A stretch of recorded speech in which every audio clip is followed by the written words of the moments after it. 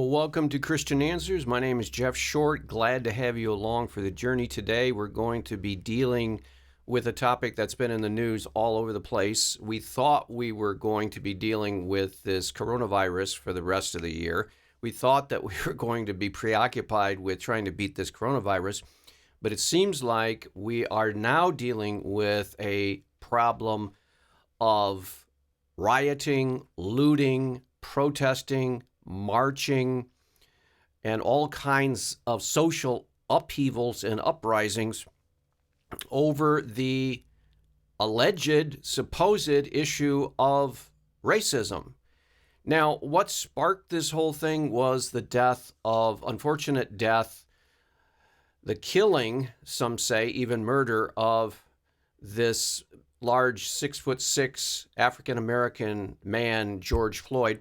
And this is supposedly the catalyst for marching in the streets and protesting and looting and burning buildings in the name of social justice and race and against white supremacy and white privilege and all of everything combined rolled into one. Okay, so this is a huge, big, complex problem that is now being put before us every night in every page of the newspapers, every news broadcast, every radio broadcast, every news magazine. This is the only thing that the mainstream media can get enough of, is this so-called social unrest over social injustice.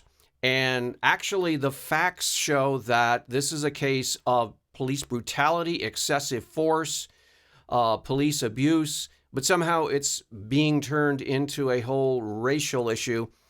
And now the question is, what should the Church of Jesus Christ do in response to this crisis? Not so much that this is something of a critical and crisis moment in our country, as much as it is being made into a crisis and critical moment by the mainstream media, because every time any kind of problem is shown on camera, it is put before everyone in the whole country and made a big deal about and talked about and talked about and talked about. And so we're at the point where whatever the media says is a crisis in our country has to be a crisis in our country because, well, they're telling us that it is.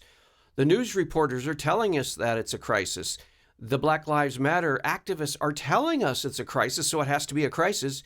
That's supposedly the way we're supposed to think, is if we're being told that this is really, really, really, really important and that this is a really, really, really big crisis in our country, and it's dangerous to go out the front door if you're black because the police are going to shoot you on the spot, or that white people are going to offend you because of their inbred racism.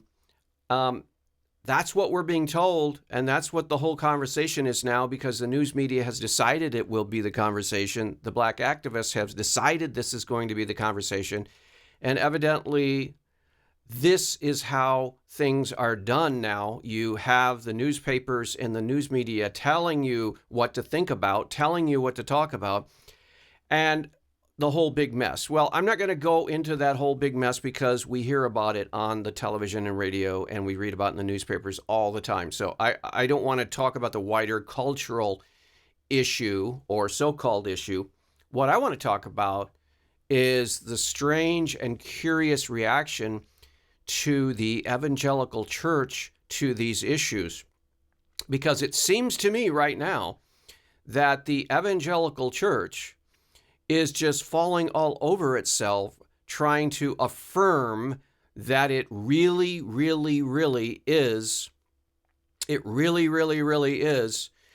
for black people, as if it weren't before all of this media-generated, hyped-up reaction to the killing, the police brutality, the police excessive force of this one man, George Floyd.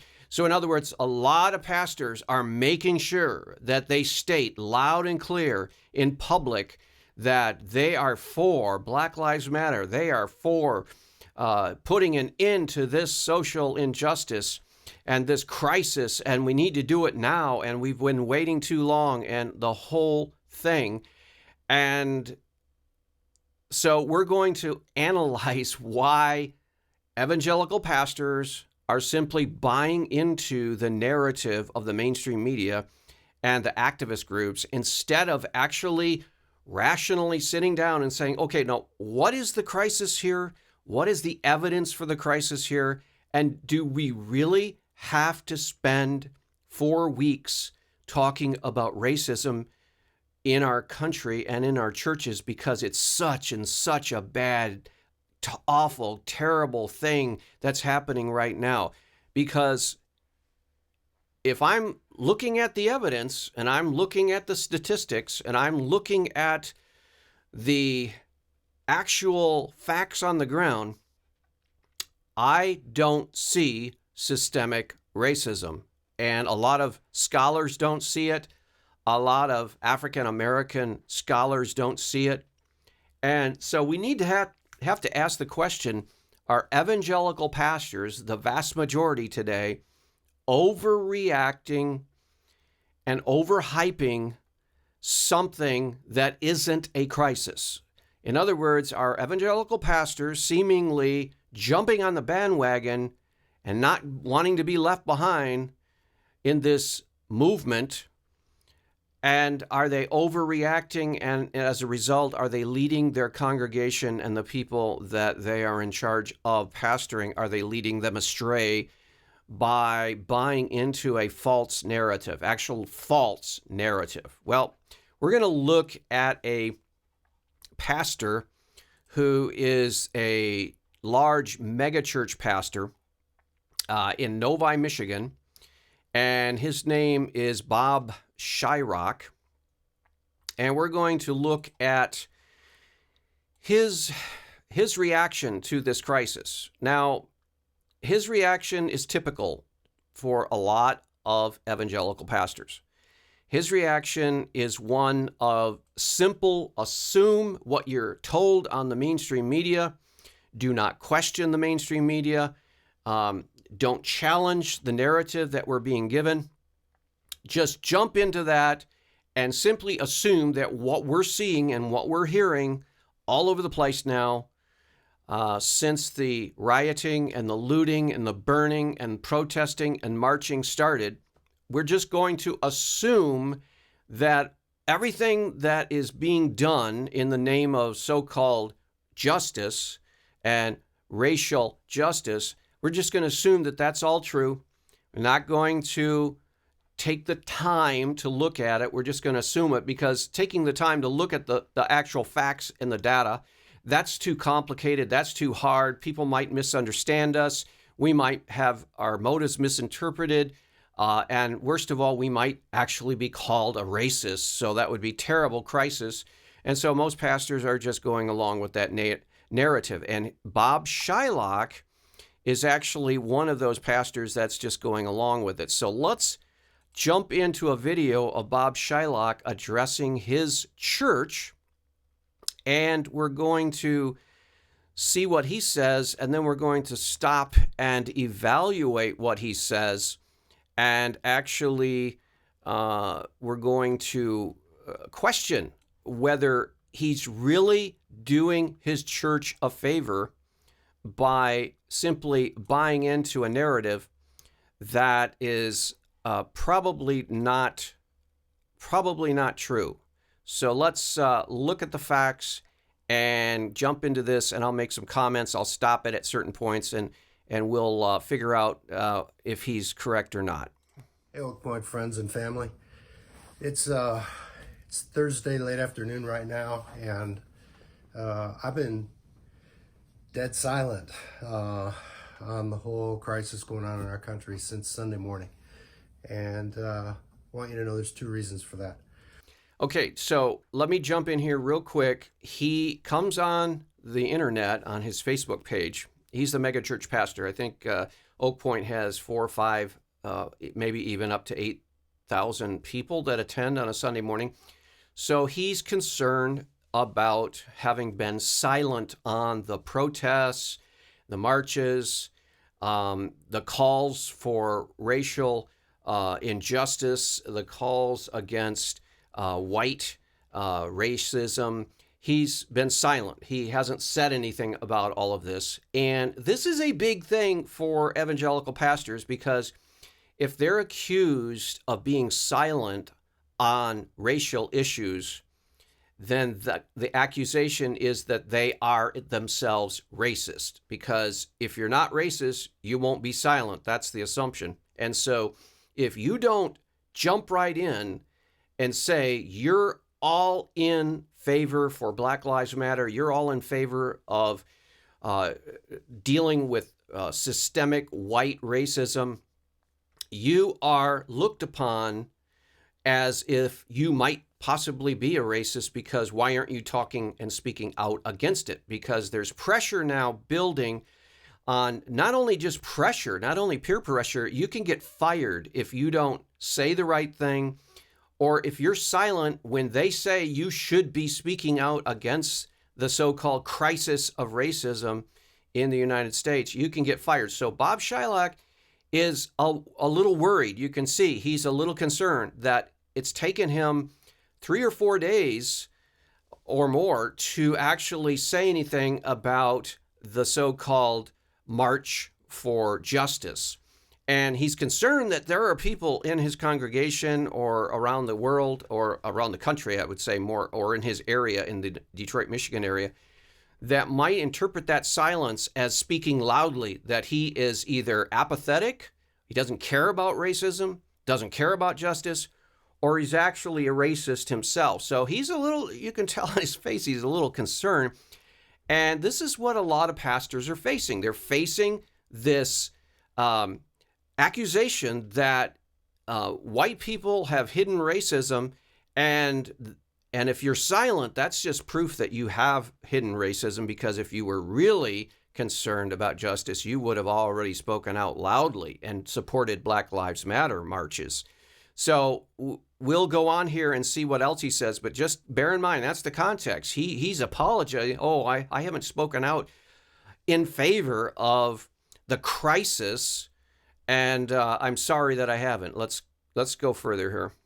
One is I've been distracted. I was in Nashville till Tuesday night working on some stuff that I had to get done. And I knew I needed to be here in Michigan. I knew I needed to be addressing these issues, but I just wasn't here. But I do want you to know that the other reason is because I've been immersed in conversations starting Wednesday morning, and all day Wednesday I had 3 long 1-hour Zoom conversations with my African-American brothers in the city.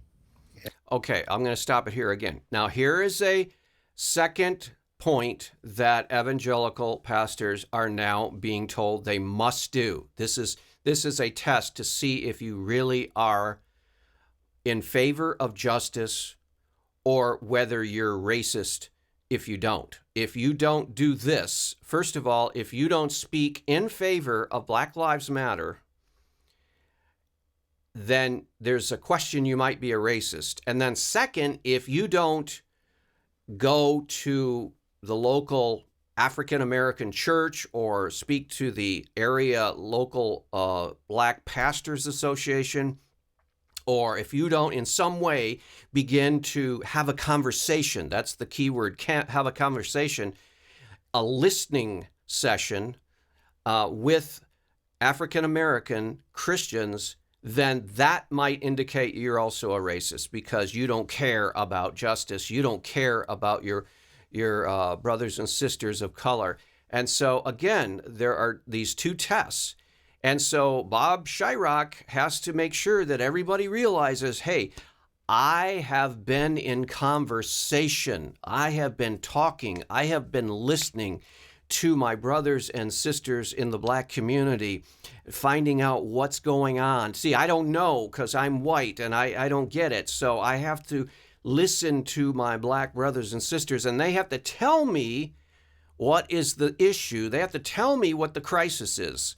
They have to tell me all this information, because as a white pastor, he is basically saying, I don't get it. I don't know. I'm incapable of getting it. Now you say, well, why would someone assume that they can't understand something? If it's actually a crisis, if it's actually something that obvious, why wouldn't this pastor understand it? Well, you have to understand critical race theory. This is a academic approach.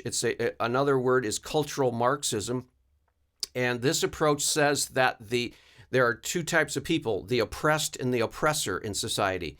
And the oppressor does not understand what he's oppressing, and the only way he can understand what he's oppressing is if the oppressor tells him. And he cannot interrupt, and he cannot question, because he's from a place of blindness and deafness to his sins. And so he has to go to the so-called oppressor, and they have to tell him what his wrongs are. And he has one option: either accept their accusations of his sin or be canceled. In other words, ignored, or worse, get him fired, get him removed, march against his company, if it's a company. And we're seeing companies like all over the place coming out with banners. We support Black Lives Matter. We support the black community. We are against white racism in all its forms, and on and on and on. Why are they doing that? Because they don't want to be accused of racism, because that seems to be like the unforgivable sin today in the United States. So Bob Shyrock is making sure, first of all, that people understand, even though he's late in speaking about this so-called crisis, he hasn't forgotten about it. And in fact, he's been doing something very important, and that is meeting with African-American pastors and having them explain what the real issue is and why this is a crisis. And I'm collecting, I'm gathering, I'm listening, and I'm preparing to speak, or I should say, to let them speak. Beginning this weekend, we're completely pivoting away from what we had planned, and we're launching into a 4-week series called Conversations. And these... Okay, so he is now changing everything that he planned for the next 2 or 3 months at his church, and they're going into an emergency sermon series for the next 4 Sundays, dealing with the problem of systemic racism in the United States, and especially in the white evangelical church. So he has been in dialogue with the African American pastors in the southeastern Michigan area and around the country that he knows. He has decided that this is such a crisis, this is such a cataclysmic moment, that he's going to spend 4 weeks trying to educate his largely white congregation that this is a crisis and white racism is just going to destroy this nation, and we have to deal with it now. And so that is something that pastors are being pressured to do. Even if this is not a crisis, if you actually look at the statistics, if you look at the number of police shootings of white unarmed men versus black unarmed men, there is not a preponderance of shootings for black unarmed men any more than white unarmed men. So there's no evidence of racism in the police departments. There's no evidence of targeting of blacks in the police and other areas. But the media is telling us in the narrative that it is a problem. And so this pastor has to address it as a crisis. Conversations are going to deal with these issues, and you're going to hear primarily from my brothers and sisters of color, things we need to hear and we maybe don't want to hear. And so I want you to know my silence maybe has been too long. Okay, so that's another important thing. And part of this whole SJW, social justice, woke church movement that we've seen about now in the large Southern Baptist Convention, the President J.D. Greer has spoken often about we need to address the issue of racism, that it's a crisis, and they're all on board with Black Lives Matter and the whole social justice movement. And one of the components of this becoming, quote, woke is the new terminology, is that you need to have almost a conversion. You know, this is the way I was before. I didn't think about this. I didn't know about this. I didn't see this. I didn't hear this. But now I'm woke. I didn't realize before, but now I'm woke after having been in dialogue, in conversations with people of color. They have informed me how racist I am in my heart, or my subconscious mind. I'm racist. I don't realize it. And then now we have to also, he will tell you that our churches are racist to the core, and we have to deal with that. And this is a crisis because, well, the mainstream media says it's a crisis, right?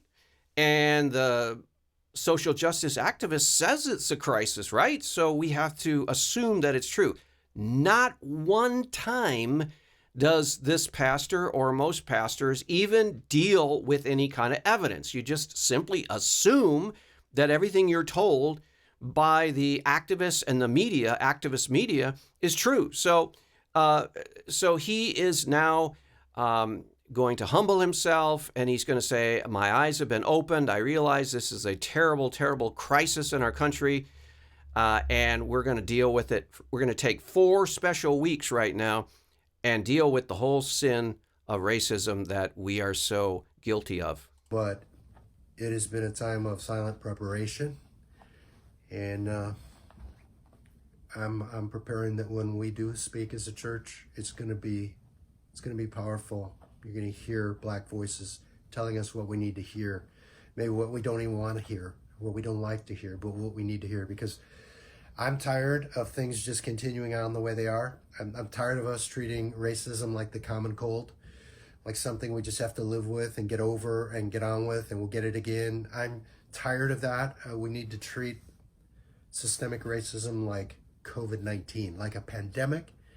Okay, so this is another talking point of the social justice left, the radical left, and that is that you have to say this also, and we have all kinds of pastors saying this right now, this week and the weeks ahead, in the pulpits. We see the denominational leaders saying this very same phrase, and that is, I'm tired of this problem. It comes up over and over again.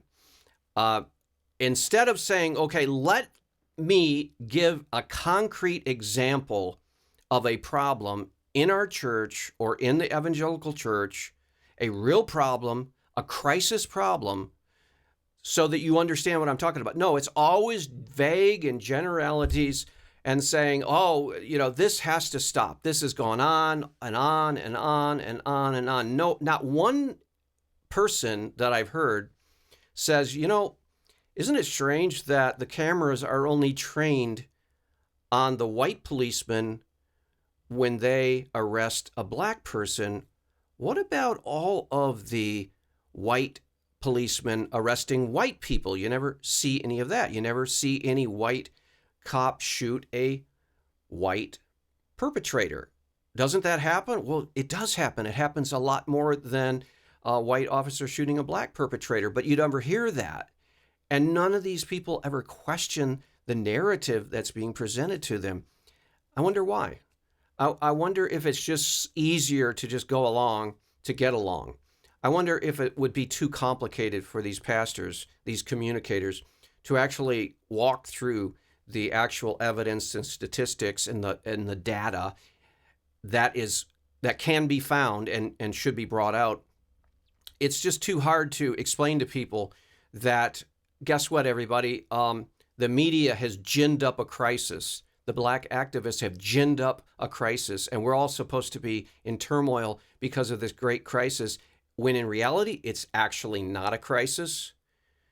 Not to deny that there aren't racist people and that there aren't bad cops, and those people should be tossed out or put in jail or whatever the case may be.